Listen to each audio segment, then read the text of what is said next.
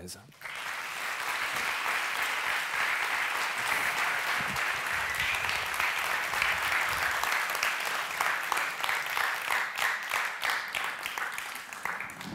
Vous avez déjà remarqué comme il suffit parfois de quelques heures, une journée, pour que votre vie soit totalement, définitivement et irrémédiablement transformée, chamboulée, bouleversée? C'est amusant souvent la vie, on croit avoir un plan de carrière à plusieurs années, des projets sur plusieurs mois. On a quelque chose de tracé, de confortable. Tout est sur des rails. Parfois on y a traversé pendant des années, on a tout travaillé, on a tout paramétré. On a tout organisé. Et puis d'un coup, paf! Toute votre vie se déchire comme ça. Clac, clac, clac, clac, clac. Juste dans un fracas. Tout se détruit. Et puis évidemment, tout se reconstruit. Moi, je me souviens très très bien de ce jour-là. Le 12 juillet 2006. Je ne sais pas quel souvenir vous avez de l'été 2006. Qu'est-ce que vous faisiez? Où est-ce que vous étiez? À quoi vous pensiez l'été 2006? De quoi parliez-vous l'été 2006? Moi, je m'en souviens très bien. L'été 2006, je suis un danseur international à la retraite. Je vis au Liban où, dans la douceur de la vie beyroutine, j'ai ouvert une académie de danse. On vient de finir le gala. Un certain succès et avec mon staff, vous savez, on prépare les inscriptions. On prépare les plannings de l'année prochaine. Ça, c'est le projet. Avec des banquiers, avec des architectes, je suis même en train de négocier avec le Vatican pour acheter juste le théâtre qui est en face. Parce que mon plan de carrière à moi, c'est de devenir directeur du Ballet national du Liban. Je veux créer une troupe, je veux créer de la culture dans ce pays. Alors ce qui est amusant, c'est que pendant tous les dîners en ville, à Beyrouth, on ne parle que d'une seule chose.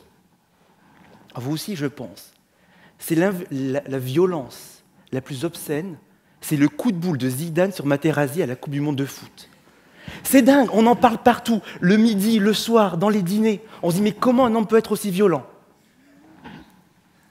Et puis, il y a le 12 juillet. 12 juillet au soir, où d'un coup ma vie se détruit comme ça, dans une pluie de bombes.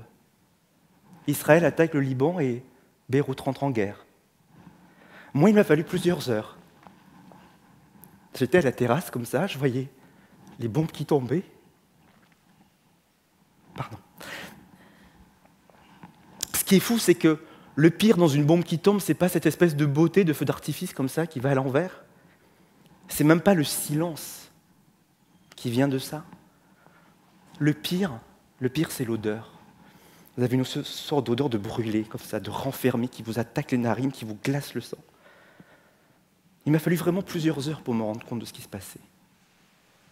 Le lendemain, par chance, je vais dans un dîner d'expatriés, vous savez, les dîners d'urgence, les dîners de guerre. Là, je rencontre l'ambassadeur qui me dit « Mais, Monsieur Pérez, on va vous évacuer tout de suite, vous ferez partie des premiers sur le ferry. » Mais enfin, la question ne se pose même pas. Je ne vais quand même pas partir d'un pays qui m'a accueilli. Je ne vais pas partir de tous mes amis, de tous les gens qui m'ont... de tous les gens qui m'ont ouvert les bras quand je suis arrivé.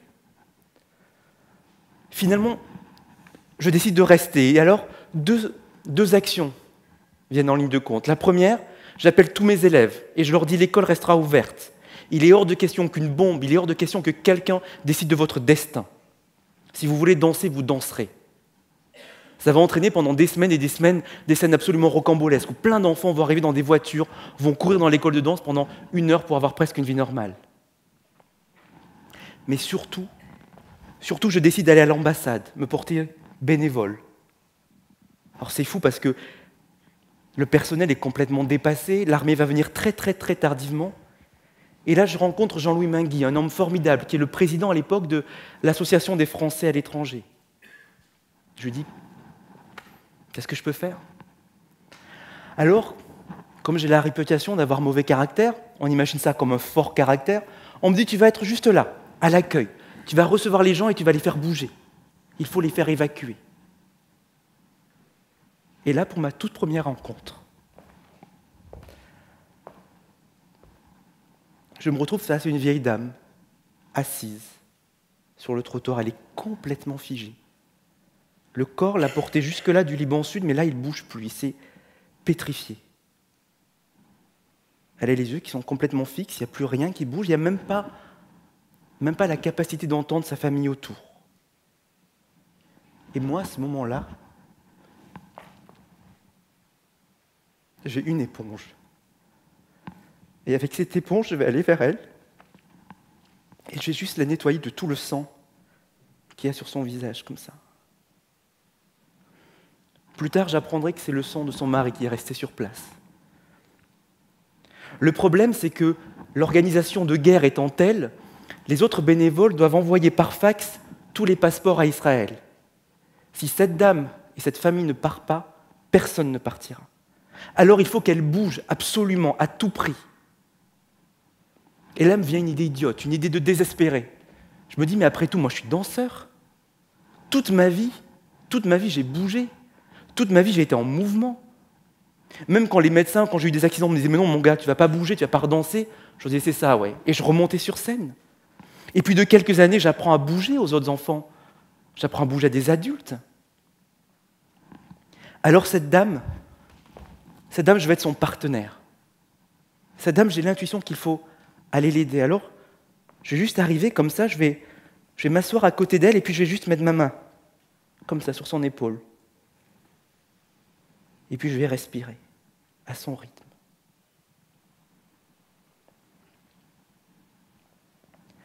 Je vais fermer les yeux et au fur et à mesure, je vais appuyer. À chaque expiration, je vais appuyer plus fortement sur son épaule.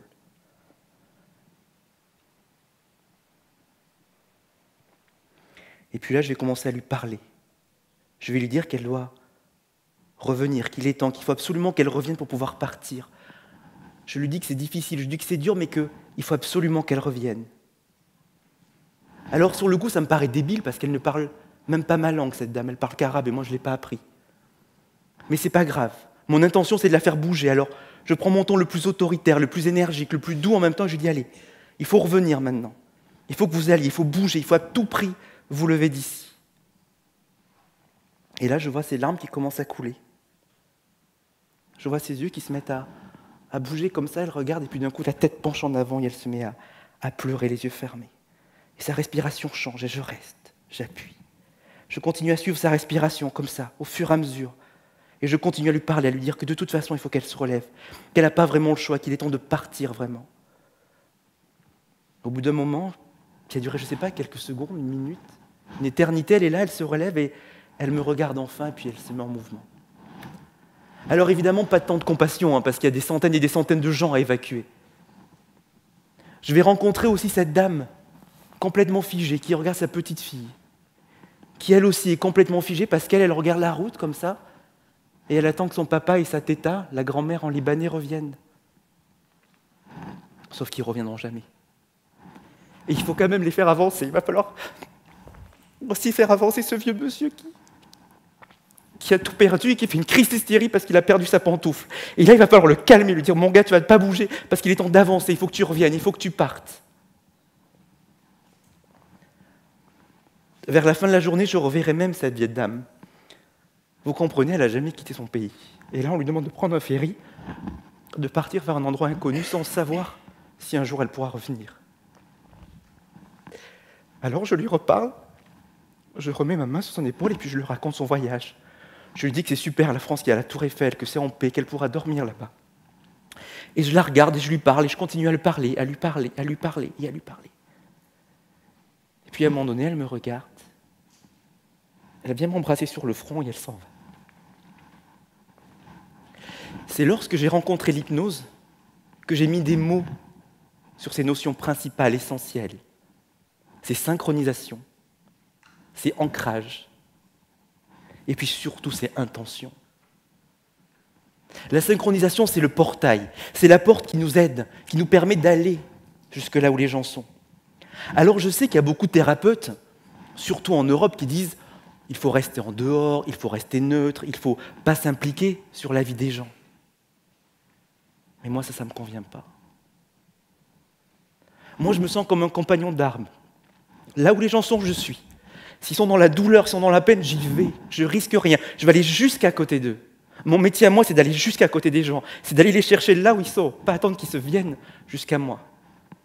Et ça, c'est la synchronisation. On va respirer avec eux, on va rentrer dans la même énergie, on va ressentir. On risque rien, vous savez, c'est pas notre histoire, c'est pas notre vie. Mais au moins, on est là. Ils vont sentir même notre chaleur, ils vont sentir que nous aussi, on est vivants. On n'est pas compatissants, moi je ne les plains pas, ces gens-là. Je veux juste qu'ils bougent, je veux juste les mettre en mouvement. Et puis, il y a l'ancrage. L'ancrage, c'est cette façon d'appuyer. Alors bien sûr, il y a des ancrages auditifs pour les praticiens, il y a des ancrages visuels, mais il y a surtout pour ces gens-là des ancrages kinesthésiques, on va les toucher. L'ancrage, c'est le phare. C'est ce qui dit dans la nuit, il y a une lumière, et la lumière, c'est ma main, et tu vas revenir là. Parce que c'est ici le présent. Parce que c'est ici la vie, parce que c'est ici où tu vas bouger. Il est hors de question que ton corps soit désapproprié, que tu sois en dehors de ton corps. Tu vas revenir, mon gars, tu vas revenir et tu vas marcher. Tu vas te relever. L'ancrage, c'est être tout à côté. C'est pas porter les gens, c'est juste relever, être à côté. Et puis surtout, il y a l'intention. L'intention, c'est le moteur, c'est l'élan. C'est parce qu'on croit tellement que ces gens-là vont se relever que par contagion, ils commencent à y croire aussi. C'est parce qu'on y met toute notre énergie, on y met toute notre technique, on y met tout notre vouloir que ces gens-là recommencent à bouger. Moi, je leur dis à ces gens-là, je dis, mais non, mon gars, tu vas te bouger le fesse. Il est temps de bouger. Il est temps de te réapproprier ta vie, tu es responsable. Le passé, c'est le passé. Maintenant, tu vas bouger, tu vas te lever et tu vas avancer. Alors, bien sûr, ces techniques, elles sont faites sur le terrain. Il y a beaucoup de techniques pour gérer le stress post-traumatique. Juste une parenthèse, il n'y a pas de post-traumatique. Il n'y a que du trauma. Les gens qui ont été traumatisés un jour sont comme dans une sorte de boucle, ils sont enfermés, ils revivent en permanence, heure par heure, minute par minute, le même traumatisme. Ils n'en sortent pas. Il va falloir aller les chercher.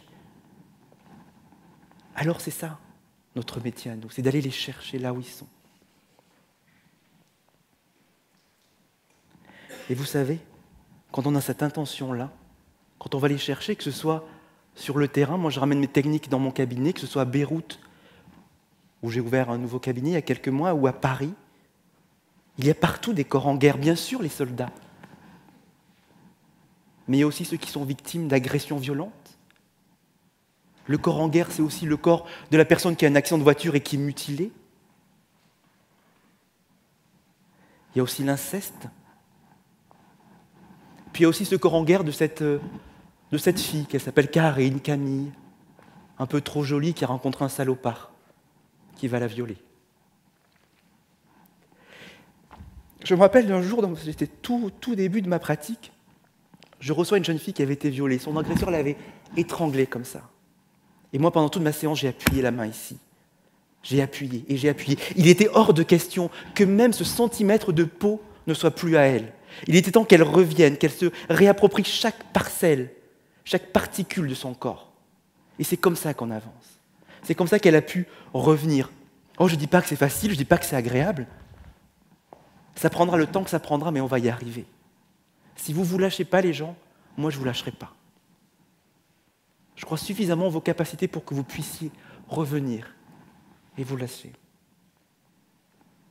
Alors, avec le recul,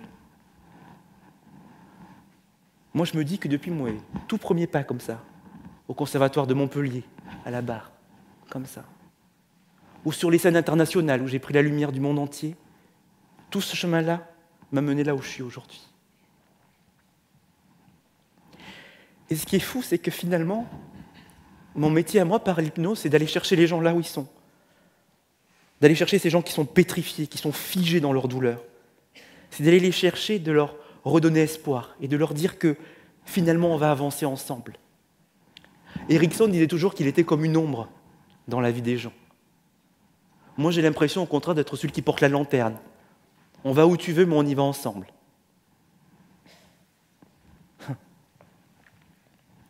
Alors mon métier à moi, c'est d'aller chercher les gens et de les remettre en mouvement. Mon métier à moi, c'est que ce mouvement soit de nouveau de la vie. Que les gens soient vivants à la fin, coûte que coûte, pour qu'ils puissent de nouveau bâtir des projets, qu'ils puissent de nouveau retracer une ligne, retracer des vies, avoir un futur. Et tout ça, c'est grâce à l'hypnose. Finalement, mon métier à moi, c'est juste le plus beau métier du monde. Je vous remercie.